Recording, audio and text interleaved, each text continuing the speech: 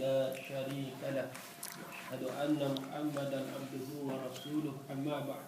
Yang berbahagia pengacara majlis yang dirahmati oleh Allah, pengarah dan seluruh jawatankuasa program kita, pimpinan-pimpinan organisasi, adik-adik yang dirahmati oleh Allah sekalian. Mengapa peranan pemuda sangat penting dalam perjuangan? Mengapa peranan pemuda sangat penting dalam dakwah? Soalan yang ditanya Syekh Dr. Abdullah Nasir Luar dalam buku dia Peranan Pemuda. Dia tanya dan dijawab bahawa peranan pemuda sangat penting dalam perjuangan kerana pemuda mempunyai kekuatan semangat, kekuatan cita-cita, kekuatan jasadiah dan kekuatan fizikal, kekuatan ruhiah, dan pemuda mempunyai adalisme dan mempunyai senang untuk berubah. Bahkan jika kita melihat ungkapan daripada Almarhum Maulana Maududi, jika kamu nak tengok masa depan Islam, maka kamu lihat anak muda hari ini. Jika kamu lihat masa depan Islam, kamu lihat anak muda pada hari ini. Sama sahabat-sahabat yang dirahmati oleh Allah sekalian, bagaimana dunia digerakkan oleh anak-anak muda. Sejarah tak mampu dilakar tanpa pelibatan anak-anak muda, pemuda-pemuda, rijal-rijal. Kalau kita lihat ungkapan Husain Haikal, Dr. Husain Haikal dalam kitabnya Hayatul Muhammad, bahawa Nabi SAW sangat mensasarkan, memfokuskan kepada pembinaan anak-anak muda dalam perjuangan dan dakwah. Dan sebab itu Nabi diangkat sebagai Rasul ketika umur kemuncak pemuda, umur 40 tahun. Sayyidina Abu Bakar umur 38 tahun. Zubair Al-Awwam sepupu Nabi 17 tahun. Mus'ab bin Umar 17 tahun. Nah, lihat bagaimana anak-anak muda yang hebat seperti Arqam bin Abi Arqam, kata Syekh Munir Ratban, umur dia 16 tahun semasa rumah dia dijadikan pekan dakwah semasa di Mekah. Sayyidina Ali belasan tahun. Sayyidina Osman, semua anak-anak muda. Cuba lihat profil umur orang lawan Nabi, Umayyah bin Khalaf, Utbah bin Rabi'ah, Abdul Uzza ataupun Abu Lahab, Umar bin Hisham. Mereka semua golongan orang tua.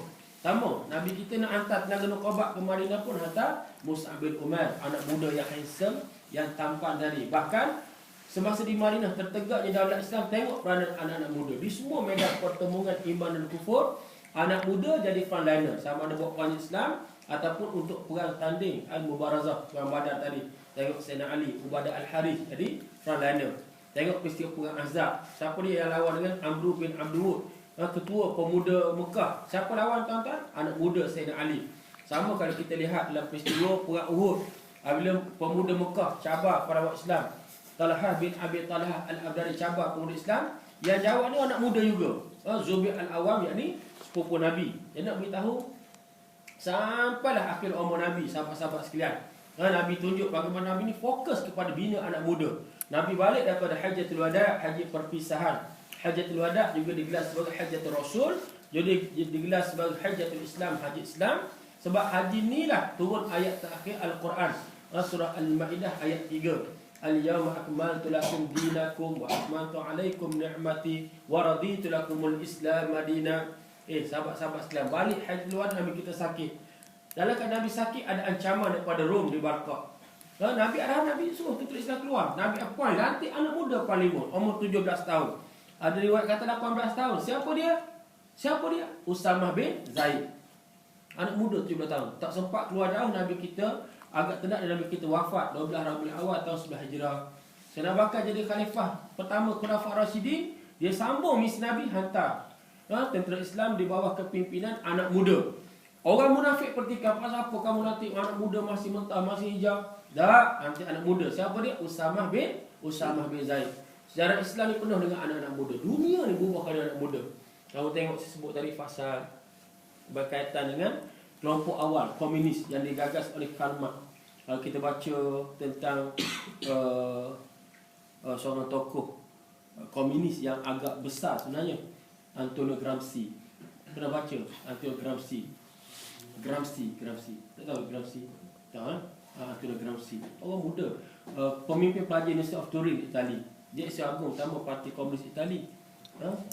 Yang kena penjara, yang kena jail. Dalam penjara dia buat sebuah magnum opus dia. Apa? The Notebook from Prison. Cuba kita lihat. Anak muda di China. Tahun 19 peristiwa 4 Mei. Li Tachao, Chen Tushu, Mao Zedong, semua orang muda. Dah boleh rekrut dah 7,000 orang ni. Macam mana mereka bergerak 7,000 orang ni sampai jatuh tumbangnya sistem monarki, mereka boleh tubuhnya republik di China. Saya sebut Islam bukan sekadar yang Islam, yang kafir pun mereka gerakkan anak-anak muda. Sahabat-sahabat sekalian, tengok apa yang berlaku revolusi Bolshevik di Rusia 1917. Semua anak-anak muda, ribuan, 7,000, semua anak-anak muda. Sahabat-sahabat sekalian, sejarah Islam pun sama. Bagaimana kebangkitan jihad di Afghanistan tahun 1979, Rusia mereka telah menjajah bumi Afghanistan. Tuan-tuan sekalian, yang bangkit ni bukan kata golongan agamawan muda, bukan. Pelajar daripada fakulti kejuruteraan. Gulbuddin Hikmatyar tu pelajar tahun ketiga fakulti kejuruteraan di Universiti Kabul. Dia pertama sebut tentang jihad, bangkit kita lawan dengan penjajah. Artinya barulah anak muda ni berhimpun, mereka lawan penjajah. 10 tahun lepas tu Rusia kena angkat kaki daripada Afghanistan. Kebangkitan Islam di mana sebutlah Al-Banna, tubuh Muslim Brotherhood, tubuh Ikhwan Muslimin tahun 1928.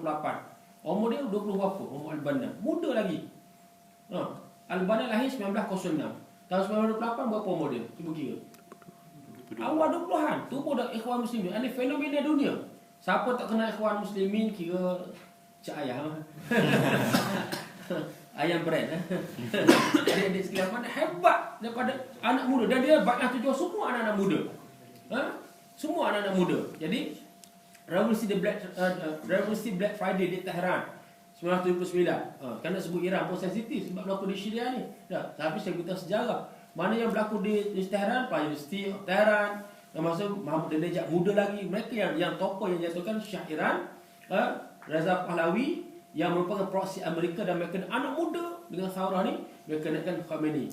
Samalah, kalau Arab Spring cerita orang muda. Arab Spring. Saya suka ke Mesir, saya suka ke Middle East. Masa saya bina Ikhwan Muslimin, saya tengok peranan anak muda dan sekalian. Kalau cerita Tunisia tu, Bouazizi tu anak muda graduasi menganggur, 2 buah penjalan. Akhir majlis bandar ambil kapal buah dia, tengok dia frustrated, dia bakar. Dia bunuh diri. Tapi kesan satu Tunisia dengan alam cyber ni, Facebook, Twitter, dengan anak muda bangkit, mereka berharap jatuh rejim Ba'ath yang memerintah 31 tahun bin Abidin, tumbang. Kalau zaman Habib Bourguiba 40 tahun lagi zalim, adik sekalian. Merebut Arab Spring, satu belahan dunia ni bangkit. Aljazair, Syria, Mesir 18 hari. 18 hari. Cuba kamu lihat balik imbasan peristiwa 25 Januari 2011 yang tahun lepas. Semua anak-anak muda, para universiti, American University, Al-Azhar University, anak-anak muda. Aktor utama anak muda, kebangkitan anak muda. Ikhwan hanya 5% tak sampai. Anak-anak muda ni. Walaupun Robert Fisk menyebutkan dah hampir politik. Politik kelaparan. Sebab anak muda tak kerja, anak muda menganggur. Tapi cerita dia, kebangkitan ni ialah kebangkitan anak muda. Masya Allah. Yang kemudian dengan campur tangan orang tua macam Syekh Dr. Yusuf Qaradawi yang inspiring. Anak-anak muda ni. Bukan bangkit kosong, mesti dengan semangat agama, dengan niat yang jujur, dapat pahala, berjuang, berjihad untuk tumbangkan rejim yang zalim. Saya nak sebut dia cerita anak-anak muda biar kamu faham ar-rijal, satu tahap yang sangat penting dalam kehidupan. Saya kalau boleh diundurkan masa, memanglah permintaan pada tahun satu kali Allah bisa satu benda minta nak suruh Ustaz balik umur muda, umur 19, umur 20 tahun. Saat sangat indah hidup kita. Kita pelajar universiti, sangat seronok dan sekalian, kita sedang bertenaga, dah ada sececah 40 dia rasa slow sikit, tak sama dah. Kita tiba-tiba jadi darah kita sejuk, bukan reptilia. Sebut demonstrasi rasa relax kan. Dulu zaman kalau macam umur kamu, tuan-tuan, adik-adik sekalian, sebutlah apa. Pagar besi kita potong, pagar besi kita terajang. Kita rasa apa kita sebut, anak muda kan sejengkal, membujur lalu melintang sapu. Tak ada orang boleh halang kita masa kita muda. Itu semangat daripada anak-anak muda. Memang masa pada semangat, dan masa semangat ni lah macam mana kita nak kontrol diri kita ni biar kita di atas jalan dasar dan dasar yang baik untuk menegakkan agama Allah. Dan ramai manusia masa muda dibuat silap. Nafsu tu bergelora dengan sibuk cinta, akhir terbabah zina, macam-macam minum arak sebagainya. Tapi kita rasa syukur, adik-adik rasa syukur, saya pun syukur masa muda kita diisi dengan program macam ni. Saya melalui puluhan kali macam kamu duduk macam ni. Zaman saya syadid lah, saya kuati pun orang ni memang santai lah. Kalau zaman saya tak ada macam ni adik-adik sekalian. Dah zaman dulu tahun 1991. Bayangkan kamu Ustaz 21 tahun yang lampau, 22 tahun yang lampau, macam mana keadaan. Semua pakai sebah merah belaka ni. Ni sorban Taliban. Kan baju-baju hak militer, baju warna hijau ni. Dah mikir balik. Tak tengok perempuan, tak tengok tulu warok. Kan zaman tu ada sekalian. Dah. Jadi mikir balik, ya Allah, zaman telah berubah. Mana pendekatan zaman saya tu tak boleh dah zaman kamu. Zaman dulu tengok, kalau ada konsert ada apa, kita tak kira dah. Kita langgar, kita bantah sebagai zaman ni dah. Kita dekat dengan golongan karyawan ni, macam fikir nak tarik mereka, nak ajak mereka bersama-sama kita. Zaman telah berubah, jauh ada sekalian. Dah. Dulu kalau mesyuarat nak akhwat, mesyuarat ada tabik tengah ni, ada tabik. Muslimat kita dengan seorang sebelah sana. Zaman tu tahun 1991. Saya ingat lagi. Dalam berubah lepas 2 dekad ni banyak berubah dalam dakwah kita. Dan sebenarnya dakwah ni boleh jadi arus perdana. Arti-arti terlibat dengan dakwah, selebriti terlibat dakwah. Dulu kalau sebut Islam ni, kalau drama TV sebut grup Islam ni, kerja dia kata ke orang, mengkafir ke orang, watak-watak jahat. Sekarang ni kamu tengok filem dulu pun, filem Sufi Sofia, yang filem tahun 80-an dah. Filem-filem yang dengan kita, filem apa lagi? Jenderal Hambali. Itu lambang suasana tahun 80-an dan awal 90-an. Ini gambaran dalam TV, radio kita. Hari dah berubah dah. Ini kesan daripada kebangkitan Islam yang sudah puluhan tahun digerakkan negara kita. Orang boleh terima dah. Cakap tentang Islam, cakap tentang sirah, orang dah boleh terima. Dulu dahsyat di sekalian.